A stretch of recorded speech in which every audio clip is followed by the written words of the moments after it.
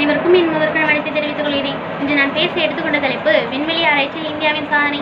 வானை அளப்போம், கடல் மீனை அளப்போம், சந்திர மண்டலத்தியல் கண்டு தெளிவோம் என்றான் பெரும்புலவன் பாரதி. அவன் கண்ட கனவுகள் நனவாகி வருகின்றன.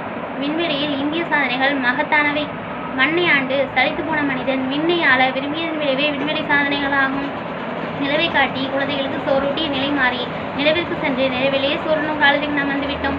சூரிய சந்தனை பற்றிய புராண கதைகளை கேட்க 21ஆம் நூற்றாண்டு மனிதன் தாமாராக இல்லை என்பதை திருக்குறள் வாயிலாக சொல்ல வேண்டும் என்றால், எப்பொருள் யார் யார்வாய் கேட்பினும் அப்பொருள் மெய்ப்பொருள் காண்பதறிவு என்ற நிலைக்கு மனிதன் முன்னேறிவிட்டான். இந்தியாவிலும் உலகத்திலும் விண்வெளி சாதனைகள் இதற்கு சான்றளிக்கின்றன.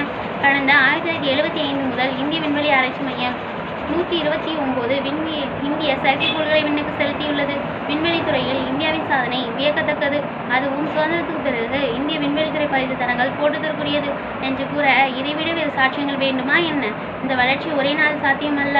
1960களில் முதல் ராக்கெட்டை ஏவியது இந்தியா என்பது இந்தியனாகிய எனக்கு பெருமையல்லவா என்ன? இன்று வெளிநாட்டு செயற்கைக்கோள்களையும் ஏவுகிறது. 1963 இந்தியாவின் முதல் ராக்கெட் ஏவப்பட்டது. கேரளா மாநிலம் திருவனந்தபுரம் அருகே கும்பா ஏவுதளத்திலிருந்து 1963ஆம் ஆண்டு நவம்பர் 21ஆம் தேதி முதல் ராக்கெட் ஏவப்பட்டது. இதுதான் இந்திய விண்வெளி ஆராய்ச்சி மையத்தின் முதல் மைல்கல். இதனை செதுக்கியவர்கள் விக்ரம் ஏ சாராபாய் மற்றும் அவரது நண்பராகிய APJ அப்துல் கலாம் ஆவர். 1975 முதல் செயற்கைக்கோள் ஆரியப்பட்டா ஏவப்பட்டது. இந்தியாவின் முதல் செயற்கைக்கோள் என்ற பெருமை பெற்ற ஆரியப்பட்டா 1975இல் ஏவப்பட்டது. இதற்கு இந்தியாவின் மிகப்பெரிய வானவியல் சாஸ்திர வல்லுநரான ஆரியப்பட்டாவின் பெயர் சூட்டப்பட்டது. விண்வெளிக்கு சென்ற முதல் பெண் என்ற பெருமை பெற்றவர் கல்பனா சாவ்லா என்ற மங்கைதான். நிலா நிலா என்று பாடினோம் அன்று, நிலவையே உரிமை அடைந்துள்ளோம் என்று என்பதில் பெருமையே. 1918ஆம் ஆண்டு மகாகவி பாரதியார் ஒரு நாள் நிலவுக்கு செல்ல வேண்டும் என கவிதை எழுதினார். 100 ஆண்டுகளுக்கு பிறகு நிலவுக்கு சந்திரன் 3 சென்றுள்ளது என்பதில் இந்தியாவின் நாசா ஆய்வகத்தின் பங்கு மிகப்பெரியது.